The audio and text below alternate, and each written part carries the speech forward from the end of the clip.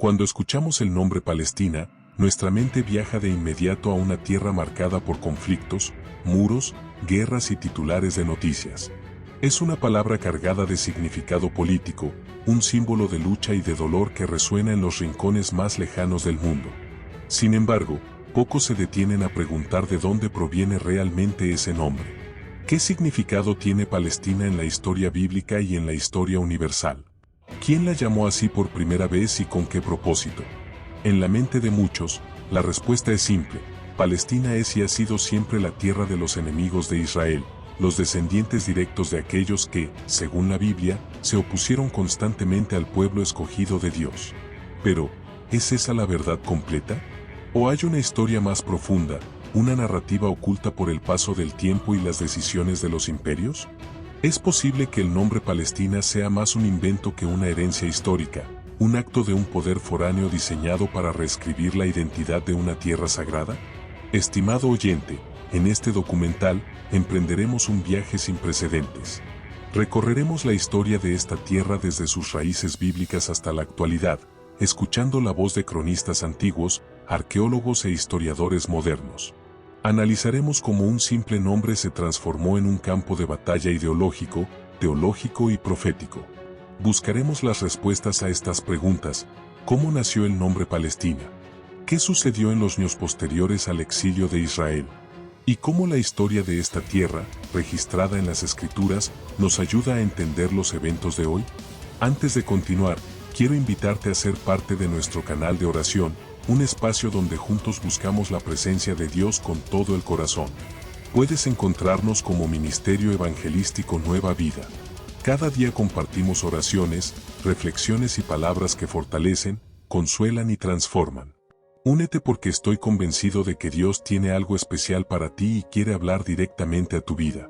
Viajemos en el tiempo, a un pasado remoto, hacia el corazón del antiguo cercano Oriente.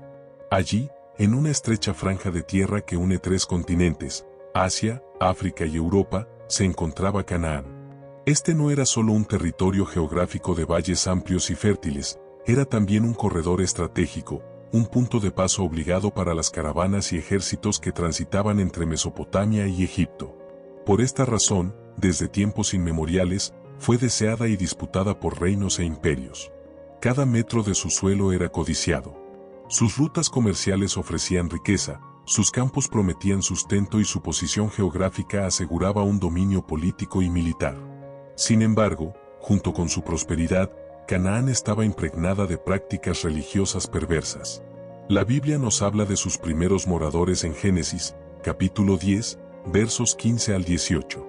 Y Canaán engendró a Sidón su primogénito, a Et, al Jebuseo, al Amorreo, al Gergeseo, al Ebeo, al Araceo, al Cineo, al Arbadeo, al Semareo y al Amateo.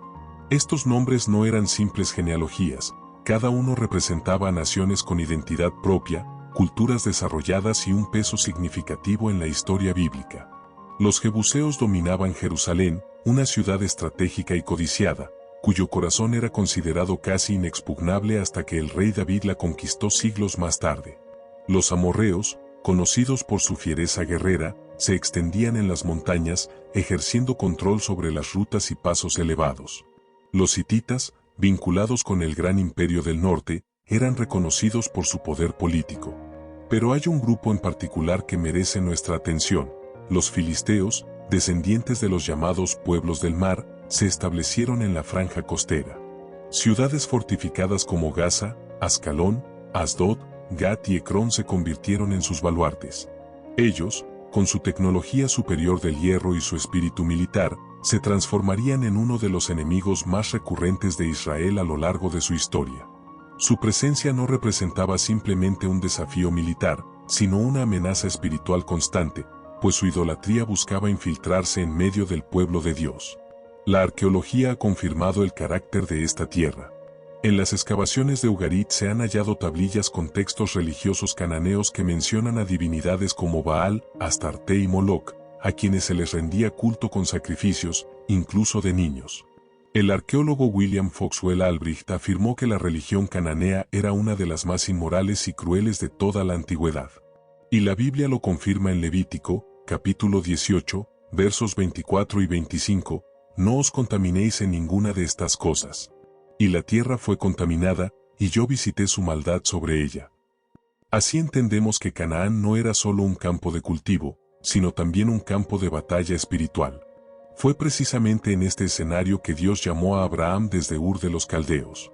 En Génesis, capítulo 12, versos 1 y 2, le dijo: «Vete de tu tierra y de tu parentela, a la tierra que te mostraré, y haré de ti una nación grande».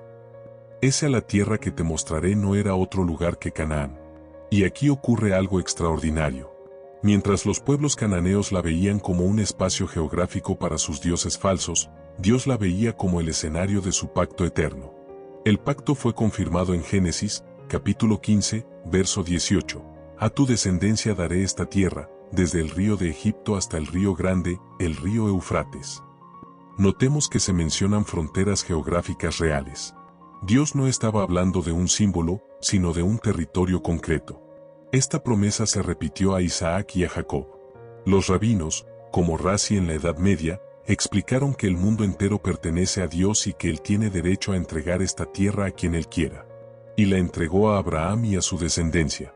Por eso la pregunta es inevitable. ¿Por qué Dios escogió precisamente esta tierra pequeña y disputada como el centro de su plan? A los ojos humanos, habría sido más lógico escoger un desierto aislado o una isla protegida.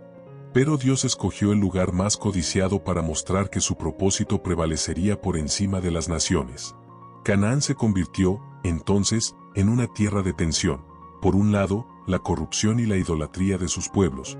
Por otro, la promesa de Dios a Abraham. Una tierra que, como dice Ezequiel, capítulo 20, verso 6, era la más hermosa de todas las tierras. Después de 400 años de esclavitud en Egipto y 40 años de peregrinación en el desierto, el pueblo de Israel se encontraba finalmente a las puertas de Canaán. Era el tiempo señalado por Dios para cumplir la promesa hecha a Abraham, Isaac y Jacob. El libro de Josué narra cómo el pueblo cruzó el río Jordán en seco, un milagro que evocaba el paso del Mar Rojo.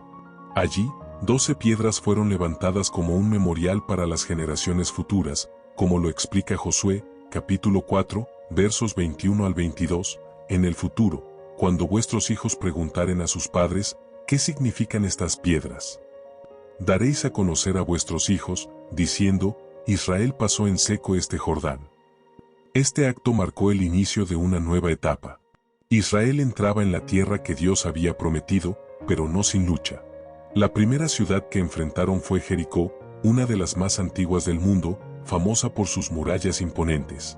Las excavaciones realizadas por la arqueóloga Kathleen Kenyon en la década de 1950 descubrieron restos de muros derrumbados y capas de ceniza que, aunque ella interpretó como previos a Josué, el arqueólogo Brian George Wood reanalizó las cerámicas y concluyó que la destrucción ocurrió hacia 1400 a.C., coincidiendo con la cronología bíblica.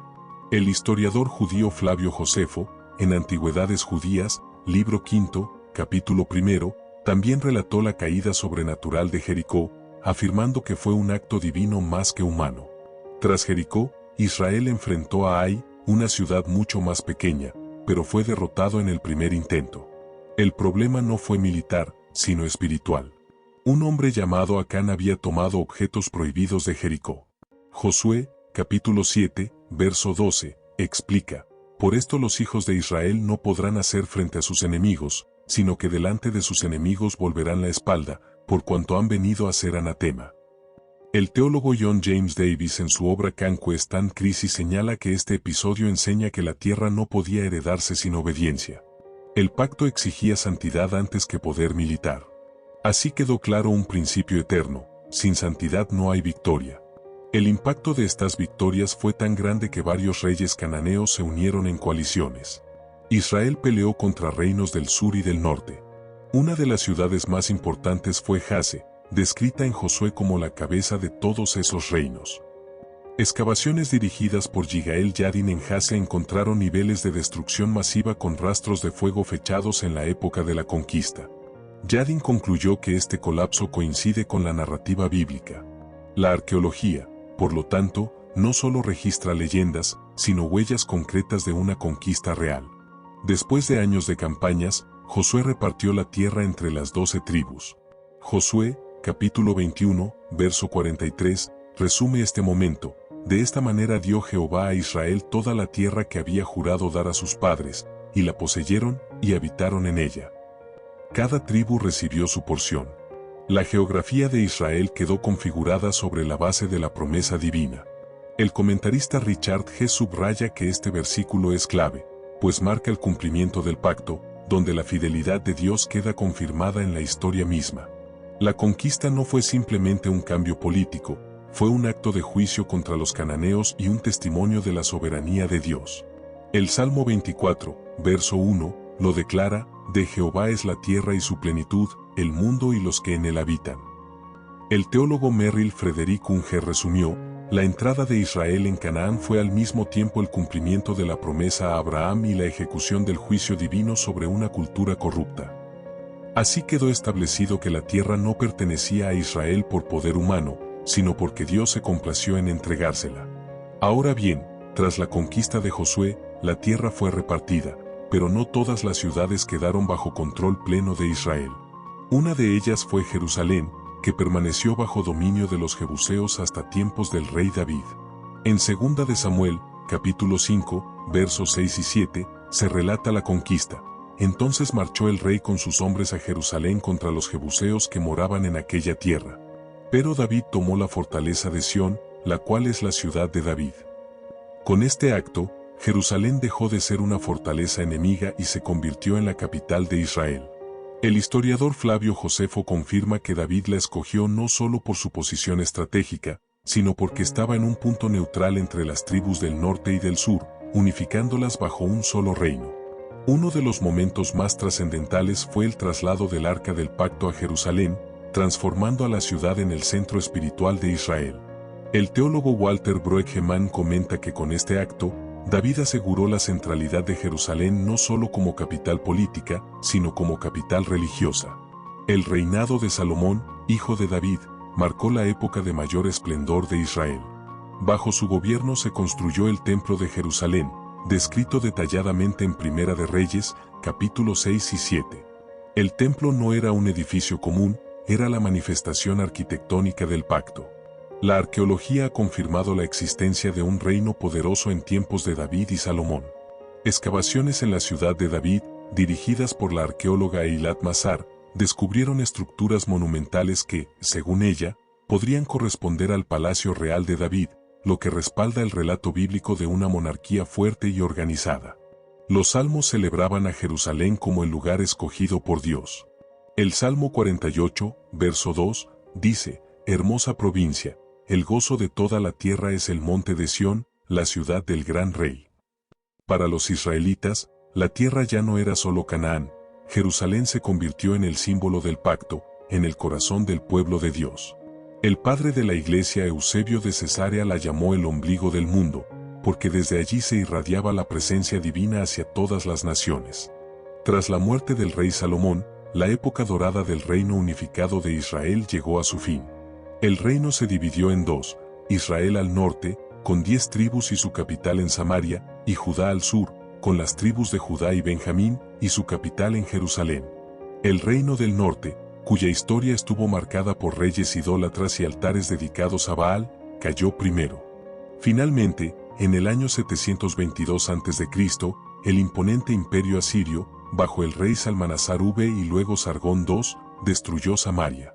Segunda de Reyes, capítulo 17, verso 6, lo registra: en el año 9 de Oseas, el rey de Asiria tomó Samaria, y llevó a Israel cautivo a Asiria y los puso en Jalá, en Yabe junto al río Gozán y en las ciudades de los medos.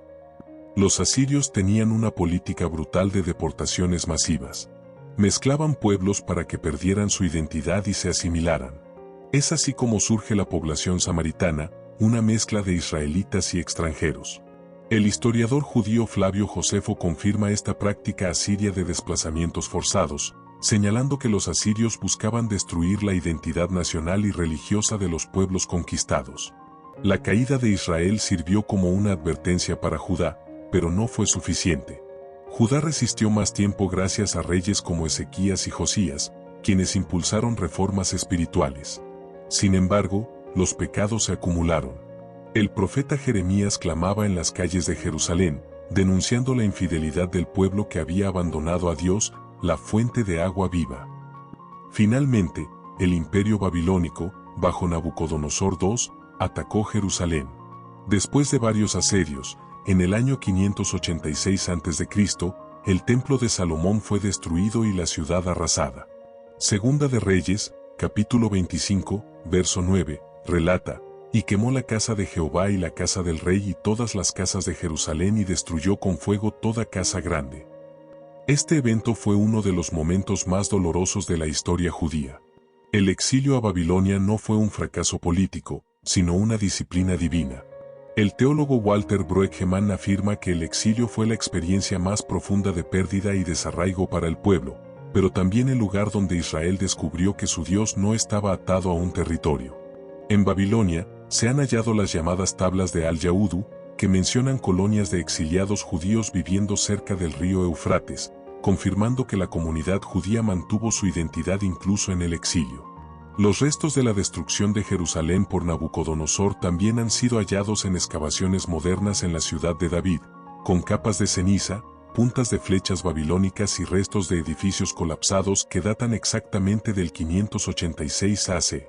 El teólogo Christopher Wright señala que el exilio mostró que la tierra es un regalo, no un derecho, y puede ser retirada si el pueblo la profana con idolatría. Ahora bien, después de 70 años de cautiverio, Dios abrió el camino para el regreso de su pueblo. El profeta Jeremías lo había anunciado y el cumplimiento llegó cuando Ciro el Grande, rey de Persia, conquistó Babilonia en el año 539 a.C. Poco después, emitió un decreto permitiendo a los judíos volver a Jerusalén y reconstruir el templo. El historiador Flavio Josefo confirma que Ciro leyó las profecías de Isaías que lo mencionaban por nombre, y movido por ellas, permitió el regreso de los judíos. Los exiliados reconstruyeron el altar, reanudaron los sacrificios y levantaron el segundo templo, que, aunque más modesto que el de Salomón, fue el centro de la fe judía durante siglos. Pero el regreso no fue el final de la historia de conflictos. En el siglo IV a.C., Alejandro Magno conquistó el imperio persa, trayendo consigo la helenización, una ola cultural que afectó a toda la región. Tras su muerte, la tierra de Israel quedó bajo el dominio de sus generales. Primero, los Ptolomeos de Egipto, y luego, los Seleucidas de Siria. Fue bajo los Seleucidas que estalló la crisis narrada en los libros de los Macabeos. El rey Antíoco IV Epífanes profanó el templo, lo que provocó la rebelión de los Macabeos en el año 167 a.C. y la posterior purificación del templo, un evento conmemorado hasta hoy en la fiesta judía de Hanukkah. El historiador Eusebio de Cesarea relata cómo la resistencia judía preservó su identidad frente a la presión helenista. Finalmente, en el año 63 a.C., el general romano Pompeyo conquistó Jerusalén. A partir de entonces, Judea se convirtió en un reino cliente de Roma. Herodes el Grande fue nombrado rey de los judíos y reinó con mano dura, aunque también embelleció Jerusalén, ampliando el segundo templo, que se convirtió en una de las maravillas arquitectónicas de la antigüedad. Fue en este contexto, bajo el dominio romano y con la identidad de la tierra como Judea, que nació Jesucristo. En tiempos de Jesús, la tierra era llamada Judea, Samaria y Galilea. El término Palestina aún no había sido aplicado oficialmente. El historiador romano Tácito, en sus historias, menciona a Judea como una región conflictiva bajo el dominio de Roma, poblada por un pueblo rebelde y celoso de su religión. El templo de Jerusalén fue el corazón de la fe judía en la época de Cristo. Flavio Josefo, en Guerras de los Judíos, describe la magnificencia de la obra de Herodes, con muros de mármol blanco que brillaban al sol y puertas recubiertas de oro.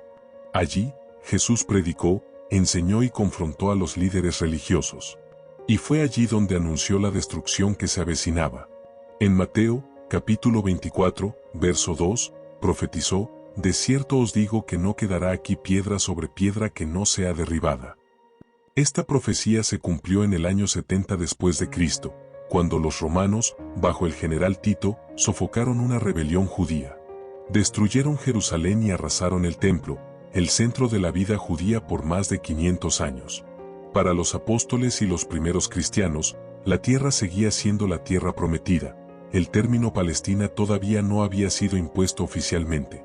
La identidad de Israel, aunque sin un estado propio, seguía viva. Décadas más tarde, en el año 132 después de Cristo, estalló la revuelta de Bar Kokhba, la última gran rebelión judía contra Roma. Liderada por Simón Bar Kokhba, a quien muchos rabinos, incluido el famoso Akiva, proclamaron como el Mesías, el levantamiento surgió como respuesta a las políticas del emperador Adriano. Adriano había prohibido las prácticas judías, fundó la ciudad de Aelia Capitolina sobre las ruinas de Jerusalén y erigió un templo a Júpiter en el monte donde antes se levantaba el templo del Señor. Estas medidas, vistas como una humillación y una ofensa religiosa, encendieron la rebelión.